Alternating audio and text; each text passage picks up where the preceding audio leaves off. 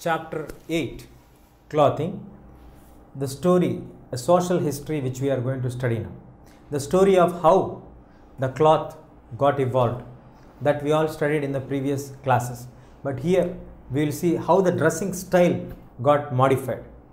Before, the societies always followed certain rules and regulations, like for men, for women and for children. As the time passed on, the dressing has become an identity for certain groups of people. It is a notion of grace and beauty for some sections of the society, and the ideas of modesty and even shame. All these were interconnected with the dressing style or the clothes of the people. As the changes have occurred in the society, the modifications have also touched the dressing styles of the people. If you remember carefully, the changes have occurred mainly in the 19th and the 20th centuries. Why these two centuries are very important? These two centuries are important because during this period only larger changes have occurred in the ideas of the people, not in the dressing styles. Because the mindsets of the people started to change, the dressing styles are also varies according to the situations and the change of the society of that period. Now, dressing now represents in the 19th century the class, the gender and the status of a group in the society. But as the 20th century has another shape or another side of the coin of clothing, the concept of democracy start to reach across various corners of the globe. So now this democracy started to reach to various corners. The Western dressing style of men and women also started to reach to various corners, and everybody started to adopt the Western style of dressing. So that's why there are significant changes in the 19th and the 20th century. That is the reason why these two centuries are very important when it comes to the history of clothes.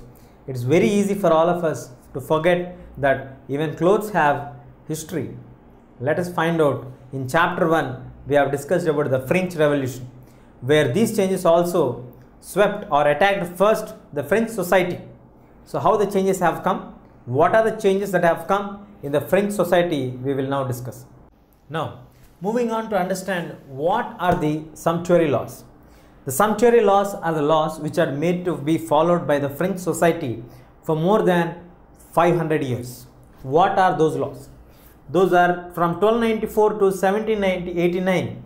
The French society was following the rules like social inferiors are not allowed to wear certain clothes and not allowed to consume certain beverages, especially alcohol. So the society was controlled. The people were not allowed to use certain material. It was in the medieval period. The social status of a person, basing on that, the cloth is fixed. That social status person only can use only that particular cloth. Like for example, in the medieval period, they are having for the aristocrats, means the rich people can use ermine, fur, silk, velvet and brocade cloths. These cloths are prohibited for the other sections of the second estate or the third estate people. This shows clearly for us that here there was a clear social cut division among them, and that has been regulated by the control of dress code.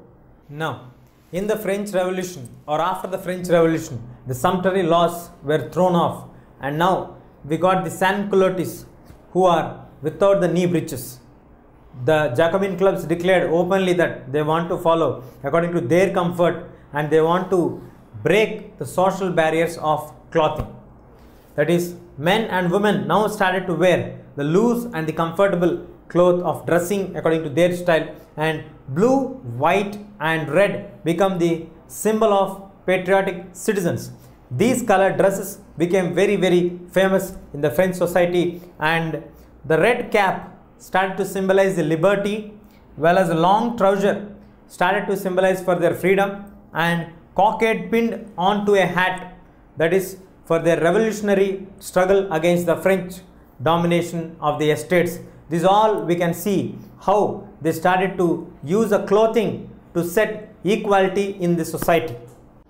Now, the clothing and the notions of beauty. The social strata differences remained in the French society, though the French Revolution questioned the privileges given by birth, but the differences between the rich and the poor continued. The rich and the poor started to have their own way of dressing. The rich started to develop according to their interest, whether it is beautiful or ugly, whether it is proper or improper, whether it is decent or vulgar. It doesn't matter to them. They started to develop their own notion of dressing. Let us see how it changed. Men in the French society were trained from the younghood to be like strong, independent and aggressive in nature, while women have differences like they are groomed to be docile and dutiful, they are to be submissive and obedient, and also pain and suffering. Those who can take pains and sufferings were considered as idle women. Now, what is the relation with this and to the dressing? Yes, when the girls are young, they were dressed when they were small, they were dressed with the laced and tightly dressed stays. After they grow a little bit higher, or like when they become to mature levels, then they get to the dresses of corsets, which are again tightly fit for them. And they also would appreciate the girls or the women who have small waists, because they consider them as elegant, attractive and submissive. So they used to admire the ladies or the women who have a small waist. So now from this we can understand that the dressing of the girl will symbolize her, whether she is submissive or not, whether she is beautiful or not. These all are interconnected with the way she dresses.